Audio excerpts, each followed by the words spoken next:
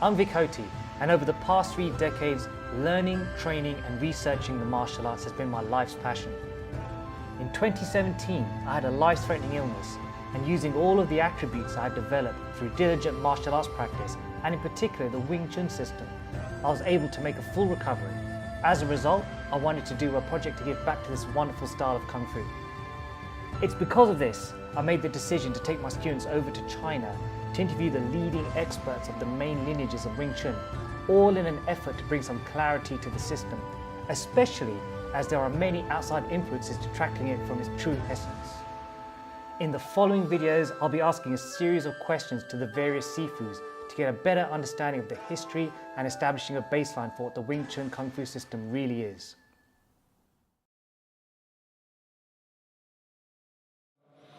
We had a very clear history, all from the top, right? Back 4 generations or 5 generations up, our ancestor Tang Bun went to Qingyun for business, spying like foodstuff to Fasan, and he had good chance to meet Jixin and start to learn. So he learned the Weng Chun Kuen, he learned the 6.5 Guan, the dummy form, as well as the pole dummy. Of course, other fighting techniques, etc. But then after about 2-3 years of learning, Jixin told him, I have to go, and you cannot stay here either. So Tang Bun went back and back to this village, and he started to teach his son, called Tang Jiao, the 2nd generation, all the Weng Chun art learned from the Feilai Temple, right? And then Tang Jiao later taught this to his like the village brother, and that is Tang Xun, who is the 3rd generation. Tang Yik, my Sifu, the son of Tang Xun, 8th son of Tang Xun, and basically learned all his art. Now Tang Xun, before he really taught people, he came out to Fasan and also learned the Xiang Gong, another kind of 6.5 called the Guan Gong, right? And as well as he learned the pole, the dummy from Feng Xiuqing, which is supposed to inherit from the Red Bull, and also the Zhong Kun, which Feng Xiuqing developed himself based on the wooden dummy as well as the Xiang Gong.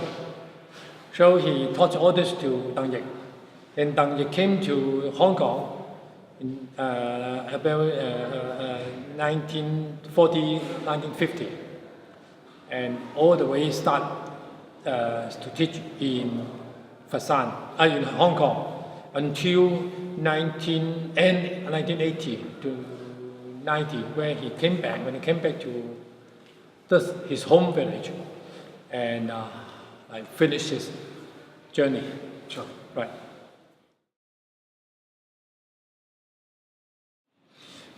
Now, basically, I learned really out of hobby, right? When I was about 17 years old in 1968, in November, I always said, it's a good point because it's 50th anniversary. So I start, my brother was in good relation with Tang Yik. They practically like brothers. My father was a little bit older than Tang Yik, although he was the cousin of Tang Yik, or the nephew of Tang Yik, right? So he once he asked me, hey, where do you want to learn? I would say, okay, of course. I didn't realize that it's such an important art, family art. So I started to learn in November 1968 and continuous through non-stop until now. In the meantime, I learned some other forms like Tai Chi, things like that. But then Weng Chun had always been the primary art that I learned. Right? I have been learning basically training for my health, for obviously it's my passion. The first time I really came out to teach was in 2001. Another of my 師弟 came and taught, tell me, oh, there's a German writing a book about Weng Chun. I would say, who would be in Europe knowing Weng Chun to write a book? So I started to contact him, and you know who is it, right? It's Andreas Hoffman.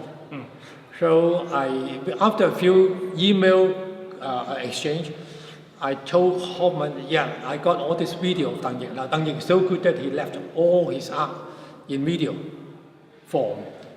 And Hoffman came immediately to Hong Kong. And I hand over a copy of that video to him. And that started the world to know who really was Tang Yik and what exactly is that of Weng Chun. And that started to make Weng Chun more known to the world, and gradually lead me into kind of teaching. No, not in China, because it's not known in China as such. Now, I just told you that because Tang Yik left and went to Hong Kong in 1940 and 50, and there's no one here, practically no one here learning. So there was a gap, basically. Everything was in Hong Kong until Tang Yik, after China opened up, that Tang Yik came back to this village that he started to teach Tang Gua Lang, the Weng Chun art. So basically, in China, it was so much unknown of Weng Chun. But then in Hong Kong, he got quite a number of students. But then most of his students were well-off people, merchants, and professionals, and they are not really teaching. They're just really for passion. And again, for Europe, it really starts from Hoffman, and then gradually I got students in Italy, in Spain, basically, and Germany. Not yet in UK. Oh, yeah.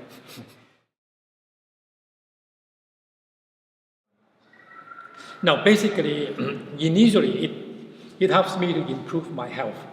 It's very important for me because I was practically a pretty weak child when I was about 10, 15. I got asthma. You know what asthma is, right?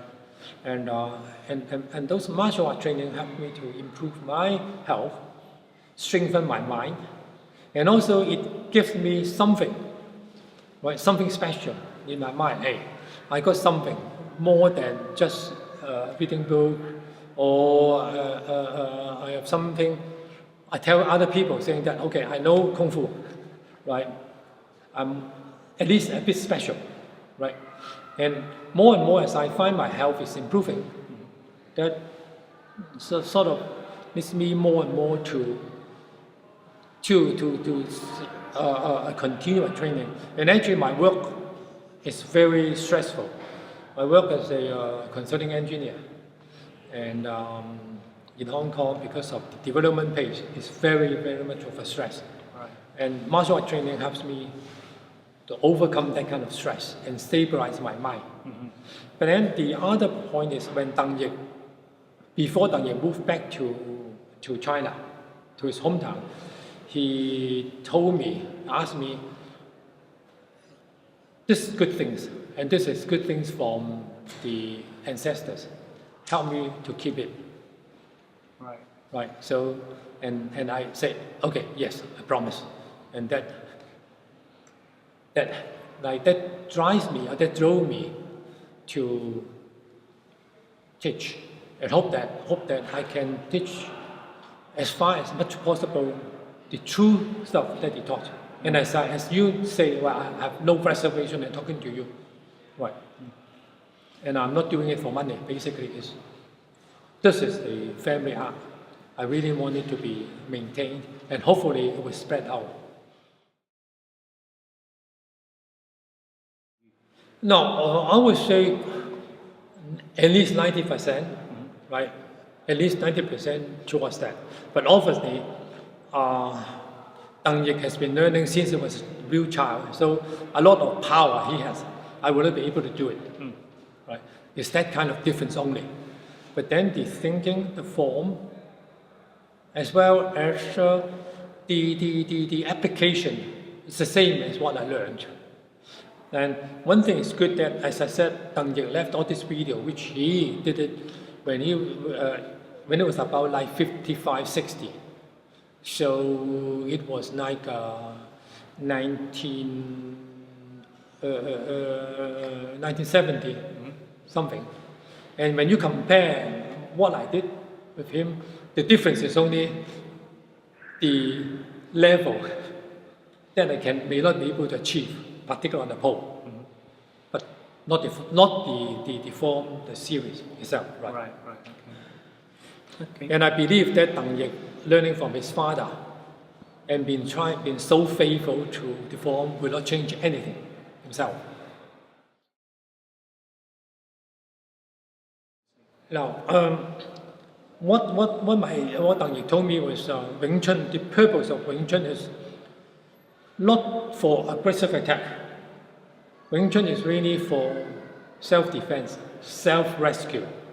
So, and also it is for Southern Chinese, right, against some Northern Chinese, which are taller, bigger, and possibly Westerner, which are bigger, stronger. Right. So the form itself, or the art itself, is for self-rescue, self-attack. So we will not be wasting energy. We will not be wasting time.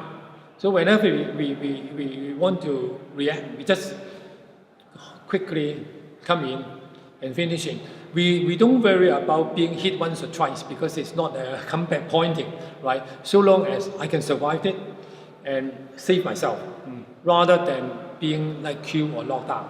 So this is a fundamental. And then we always use what we call the Yido Sao. Because we are weaker, smaller, so we try to use the whole body and the Yido Sao, the entire body structure to defend myself. And then take the gap to hit back. And that's the principle. And we use a lot of spiraling. And a lot of people would say, oh, because of this, okay, you know, who would say that because Sun Gong would make Weng Chun as a Southern Tai Chi, which is not. Now, I also learned Tai Chi. I learned the Wu style Tai Chi, Yang style Tai Chi. And I find that a lot of the Weng Chun thinking is in synergy with a lot of Wu style. But then our circle is much smaller. Our circle is much smaller, and we use much more spiraling than Tai Chi. But then the thinking is the same. We relax ourselves, we don't stress ourselves. We use the circular movement, spiraling, right, and use a lot of footwork going in. Right, we don't have the Hong Quan where we have wide, right. And as I mentioned earlier, today we have 4 states of the Weng Chun Quan: earth, water, fire, and wind. Earth is foundation, square, rigid to train our force, just like iron, right? It's like that. Water, soft, relax. We let our mind flow. We let our body flow based on our mind. And then, after we relax, we can generate power. Power is impulsive power, right? Just like explosion, right? Lastly is wind. Wind represents qi, right? Air, right? Wind is air, and qi, right? Also, wind is mobility. Right? So, in Weng Chun itself, it's basically this kind of internal energy thinking already. It's not because of whatever. It is called South Tai Chi. Because Weng Chun itself is not known to others. But then Tai Chi in Hong Kong is well known, right? So people would just want to tell people, hey, how you interpret Weng Chun is to find something that people understand, people know to set about it. But then Wing Chun itself is it's not Tai Chi. It's not linked to Tai Chi. Nothing linked with Tai Chi. Wing Chun is pure Southern China martial art. The whole Wing Chun thinking is more like internal power because you see all this spiraling. All this spiraling movement, we relax. I think if someone of you doing the Chi Sao with me, you don't feel my force, right? We relax. And it's only that I relax, I can generate power within a very short distance, short timing. Possibly similar to what Bruce Lee said, the inch punch, right? Because if you are stiff, you cannot. And now I also realize one thing that when we were in Fei Temple, they said there was that martial hall. It's called the iron and fluid or liquid hall. So iron is stiff, it's tough. When you hit by it, it is tough. But then it's difficult to move, manipulate. And it don't have the ductility, it don't have the flexibility. So Jitjabang is to change from iron into kind of fluid, liquefied. And that is possibly the thinking of Wing Chun itself. Sure. And we use a lot of flexible power, like whipping.